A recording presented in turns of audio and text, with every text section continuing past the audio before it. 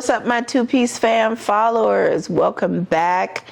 Back on the couch by myself, giving you my undivided attention without a host or a guest or something. But they're going to come back. But I want to give you some intimate time with me.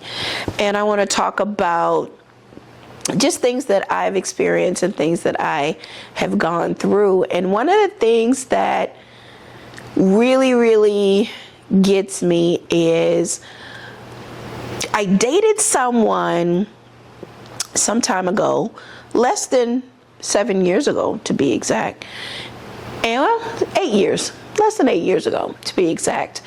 And I met this person online because, you know, everybody is into that online dating thing, rah-rah, zaspoomba. So I did my due diligence, didn't give my full name, gave my alias online name, and had a Google number. So I was able to not share my personal number until I felt comfortable with the person. And we're going to call this person Memphis, okay? And Memphis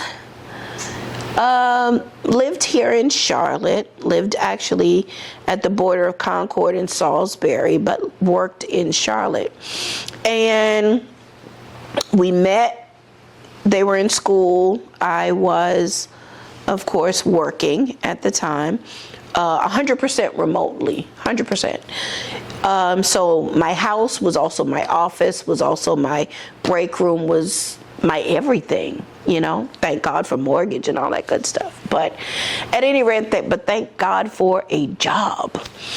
And we met, we used to meet out for lunch when they had a break from lunch, or when they were off and they were in the library because they were also in school. And Memphis was a very intriguing person, as people say now, checked off some boxes, and it was good. So we started to spend time. We never put a title on it. We were in the gray area a lot of the time. And at that time, I was okay in the beginning being in the gray area, because Memphis decided to tell me, probably after about 45 days of us spending time together and hanging out. And when I say hanging out, I mean hanging out here in my house. We did go couple of places in Rock Hill, but nowhere in Charlotte. But anyway, Memphis told me after 45 days, you know, they were married, but separated, fully separated, going through mediation to take care of the fiduciary things and properties, et cetera. They had been separated for about 2-3 years. Okay, wonderful. And that was that. Okay. And I don't like the gray area, but at that time, I let it be because I was missing being in a dating situation, companionship. So I scaled back a little bit on my boundaries and let Memphis in. And during that time, Memphis was at my house. Memphis would cook. Memphis would do homework here.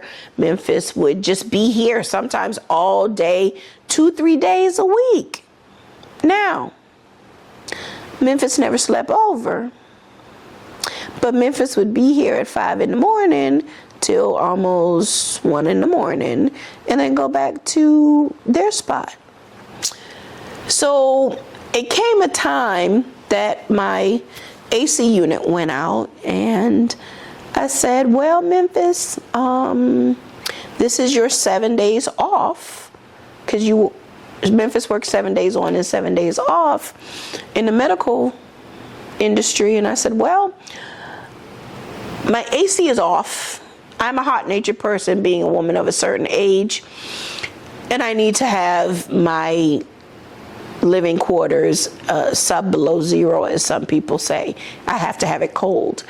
And I just couldn't stay in the house. And Memphis said, well, I I can buy you a fan from Lowe's, or I can get you a hotel room. I said, well, I can just come to your house and work from your house and, come home every day, change out some clothes, or just bring a couple of days of clothes and stay at your house because you're home the 7 days off. And Memphis said, well, no, I don't like sharing my space right now, et cetera, et cetera. I said, well, fine. And that right there really kind of ticked me off and gave me a red flag. So once I got my AC fixed, it took 2 days because I had to get a part and had to get cleaned and had to defrost and all that stuff like that. So it took about 2.5 days. So let's just round it up to 3 days. And the first night, Memphis said, well, I'll pay for a hotel room. I said, no, I'm fine. I'll work it out. And I went to a good friend's house who has always been there for me. And that good friend was an ex.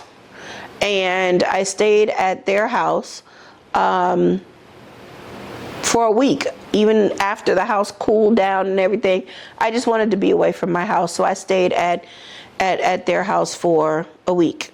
And during that time, Memphis was like, well, how's things going and blah, blah, blah.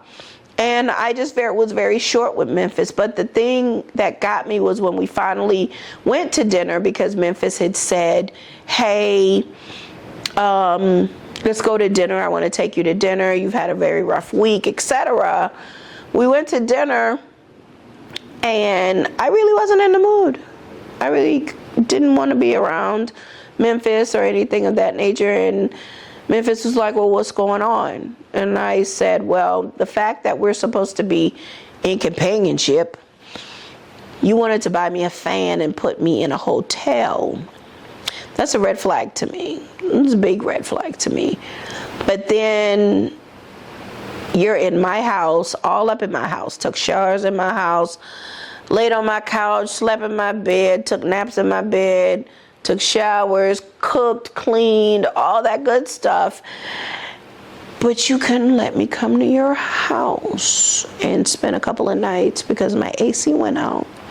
So that kind of bothers me. And then I get the whole excuse of I'm just adjusting from, my wife, and, I don't like starting something that I can't finish, et cetera, et cetera, et cetera. But in that same breath said, why don't you give me a key to your house and your alarm code and your gate code, because I live in a gated community, instead of me having to pull up and you buzz me in, so I can have that access to where I don't have to wait to come up to the gate and push the button. I can just have a code, et cetera, et cetera, et cetera. And I sat back in stark amazement and I said, you want me to be vulnerable to you, for you to come and go as you please in my home, but I don't even know what the hell your apartment door looks like? Nah, bruh, that ain't working.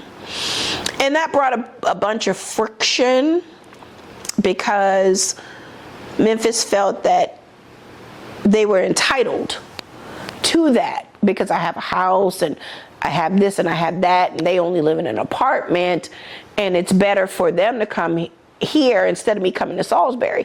But I'm in the mindset of I'm supposed to be your person, and you want all access to me, but you can't give me all access to you. I don't even know what your apartment door looks like. I don't even know the apartment complex you live in, but yet you drive into my community, park in my driveway, and come through my garage door or my front door, and you want my alarm code and all of this to be vulnerable? Nah, bruh. Keep it pushing, keep it pushing.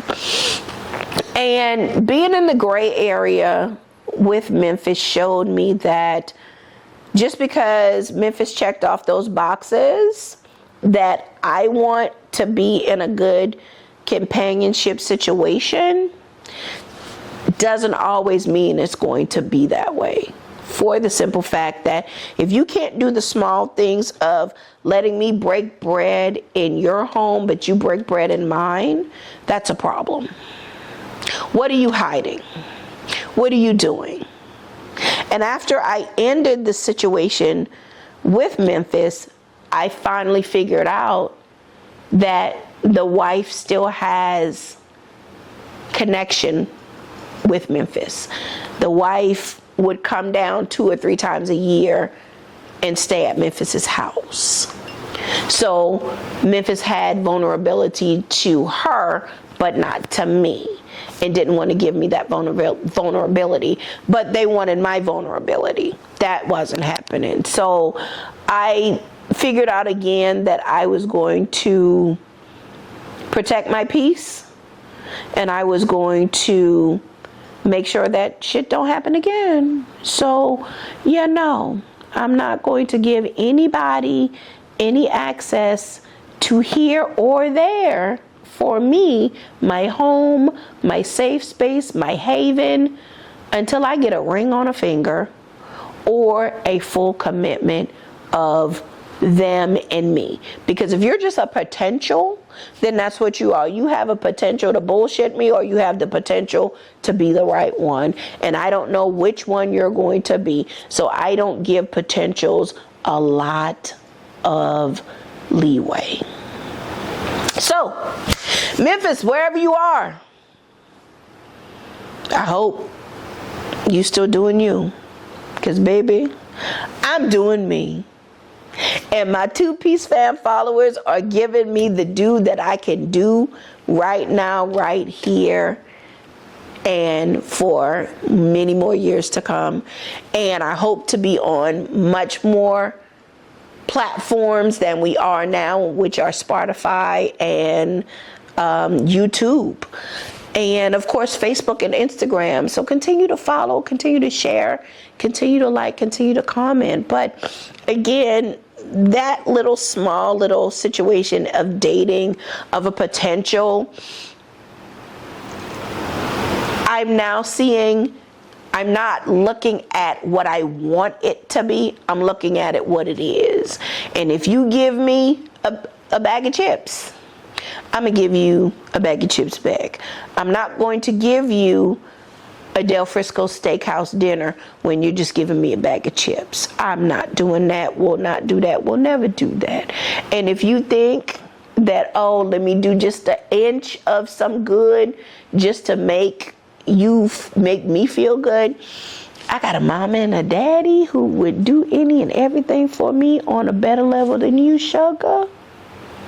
And on top of that, I can do better for myself when I want to. So, Memphis, thank you for opening my eyes to a whole lot of red flags, buddy.